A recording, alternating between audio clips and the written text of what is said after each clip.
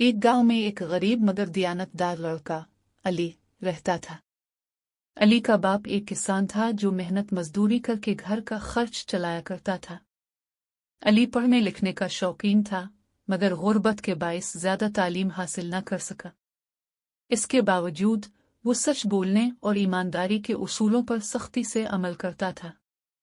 एक दिन अली गांव के बाजार में जा रहा था कि उसे रास्ते में एक छोटा सा थैला मिला। थैले में सोने के सिक्के थे।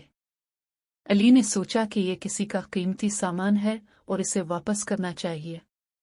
वो बाजार में खड़ा होकर लोगों से पूछने लगा, क्या किसी का सोने का थैला गुम हुआ है?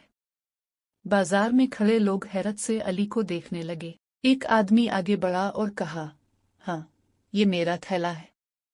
शुक्रिया कि तुमने ये वापस कर दिया। अली ने आदमी से एक दो सवाल किए ताकि यकीन कर सके कि वो सच कह रहा है। जब अली को यकीन हो गया तो उसने थैला आदमी के हवाले कर दिया। वो आदमी बहुत खुश हुआ और अली की ईमानदारी की तारीफ की। इसने कहा, बेटा, तुमने आज एक बहुत बड़ी मिसाल कायम की है। तुम जैसे लोग दुनिया में कम हैं। अली मुस्कुराया और जवाब दिया, ये मेरी जिम्मेदारी थी। अमानत वापस करना हर मुसलमान का फर्ज है। ये बात गांव में फैल गई कि अली ने सोने का थैला ईमानदारी से वापस कर दिया। कुछ दिन बाद वही आदमी अली के घर आया। वो एक रईस था जो करीब के शहर में रहता था। इसने अली के वालिदैन से कहा, आपका बेटा बहुत नेक और ईमानदार है। मैं चाहता हूं कि वो मेरे साथ शहर आए और मेरी कंपनी में काम करे। मैं इसे अच्छी तालीम भी दिलवा दूंगा।